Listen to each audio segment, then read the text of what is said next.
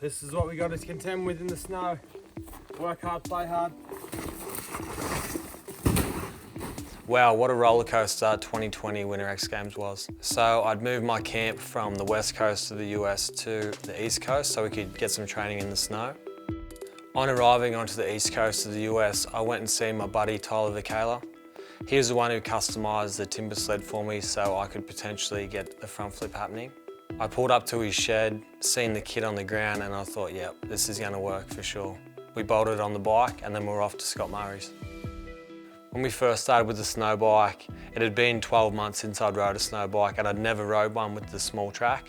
The first few front flips were absolutely horrendous. I landed upside down a good 10 times and I was trying different techniques and it just was going absolutely nowhere. The next day, after watching the video over and over, I realised the back of the track had this air suspension and it wasn't really preloading and springing up like I wanted it. So I called my buddy at Fox Shocks. He sent me out some coil springs, some suspension. So I put them in, tried the front flip again, and it just still didn't want to go anywhere. So the next day I decided to pull the ramp back 10 feet, and I propped it up 4 inches. And I thought the bigger the jump, you know, I'm hitting it hard, I'm hitting it fast, I'm gonna get more air time. I'm bound to get more rotation. And yeah, the first one come around not too bad. I landed on the back fender or the back of the track, and that was a major improvement. So I just kept going over and over and over, and I started to get around to where I was confident I could make this happen. So I started to find a bit of rotation with the bigger gap, but I still had the front wheel on the bike. Started to get the rotation with the ski, everything was kind of working. On the last day, I started out with one okay front flip, and then from then onwards they were just going nowhere. Me and my mechanic went over the bike and we come to realise the back shock had expelled all of its air. So we pumped it back up and I ended up giving myself an extra day of training at Scott's to get the right amount of air in it and to see if I can get this rotation before driving out to Aspen. And the last front flip into the foam pit, the TSS broke. It's the bolt that connects the shock to the track. And you'll see when I leave the ramp, the back TSS breaks, it stops the rotation fully. I land basically upside down, I ditched the bike.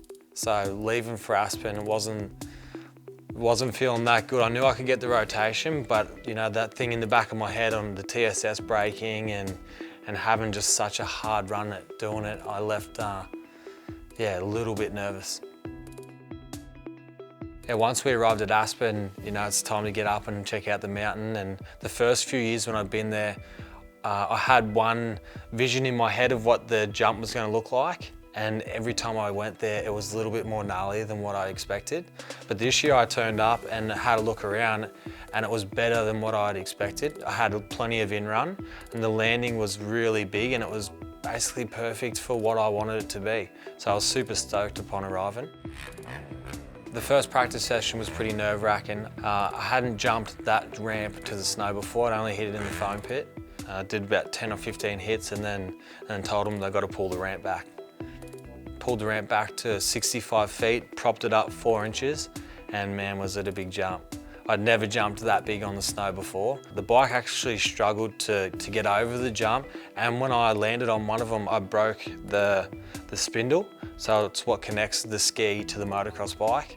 So we come back the next day, got a spindle, and we got back out there for the second practice. Things were going smoothly. I did a bunch of kind of speed runs to where I hit the ramp as fast as I would the front flip, and the feelings were good. I didn't want to break the spindle because the landing was still so heavy, so I only did maybe 8 jumps and I packed it up and I was just ready for showtime. X Games is a crazy one, you know, you can do all your tricks at home in the foam pit, but when you're at X Games, you're on live TV, and when they say, right, it's your turn to go, it's your turn to go, that's when you click the bike into gear and you know, like, there's no way you're gonna turn away from this one, you know, and went as fast as I could. There was no way the bike could have went any quicker. Tucked into the front flip, held on, I knew it was coming around, I knew it was good. And as I come around, I could see the landing and I thought, yeah, here we go, I'm gonna land it. And as the ski hit the snow, it was just so much impact going forward. I kind of collapsed on the handlebars and I just could not ride it out. I washed out to the side. So I rode back around to the mechanic, see if there was anything wrong with it, and I'd bent the spindle again. I wanted to go back out there basically no matter what. And yeah, I decided I'd go back out with the bent spindle and I'd have another go. This time I came in just the same, come in much faster, but kind of didn't do the best technique and left the ramp. I knew it was a bit slow, and as I landed it just threw me down. I'd seen stars a little bit, and that's when I knew my night was done. Yeah, I was pretty devastated with my 2 attempts there at this year's Winter X. I'd put so much work into it, and to let it slip through my fingers like that, it was pretty devastating. But I did leave with a few positives. Like, I worked relentlessly at getting to the X Games, and to be so close, I know that my relentless effort can get me pretty much anything I want. And I know for a fact I will not let anything slip through my fingers like that again.